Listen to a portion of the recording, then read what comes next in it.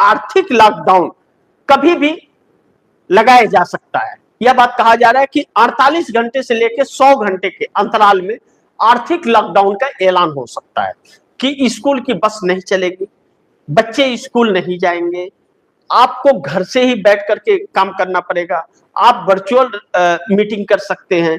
यह सारी चीजें, पेट्रोल आपको इतना मिलेगा और गैस इतने में मिलेगा, पेट्रोल डीजल इससे, बाकी सारी चीजों के रेट जो कोटक महिंद्रा के फाउंडर उदय कोटक ने कहा कि आप कल्पना नहीं कर सकते कि कितना बड़ा शौक आपको मिलने वाला है। आप कल्पना नहीं कर सकते कि कितना बड़ा शौक आपको मिलने वाला है। और कहां कह रहे हैं? पेट्रोलियम मंत्री हरदीप सिंह पुरी के मुंह पर खड़े होकर के कह रहे हैं। आरबीआई बार बार कह रहा है कि बहुत बड़ा संकट का सामना हमें करना पड़ेगा, बहुत बड़ा। वह कितना बड़ा होता है? और नरेंद्र मोदी विदेश घूम रहे हैं। तो यह सारी चीजें जो हो रही हैं वह बड़ी चौंकाने वाली हैं। अब इससे आम जनता के साथ इस सरकार ने धोखा किया। अब आप सोचिए, मैंने यह सारी चीजें जो आप दर्शकों को बताई, तो क्या जब लोगों पर रोजगार का संकट आएगा, महंगाई का संकट आएगा, सामान न मिलने का संकट अगर रहेगा, यह सारी चीजें अगर हो रही हैं, आपको पूरी तरह से खत्म करने की चीजें आ गई, तो क्या आप मोदी को वोट करोगे या मोदी को अहमियत दोगे? तो इस तरह से तो यह माना जा सकता है कि मोदी का खेल खत्म है, 100% खेल खत्म है, इसमें कोई शक ही नहीं है। क्योंकि मोदी की असलियत इस देश के सामने अब आ गई, असलियत देश के सामने आ गई कि इन्होंने इस देश को बेवकूफ बनाया और मजे मारा है। इन लोगों ने 12 साल में देश को लूटा है।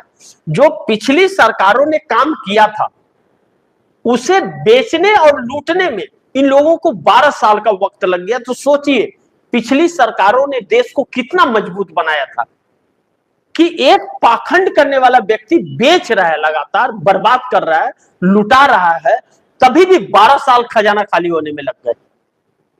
सोचिए कि तो फिर ऐसे में इनकी सच्चाई सामने आ रही है।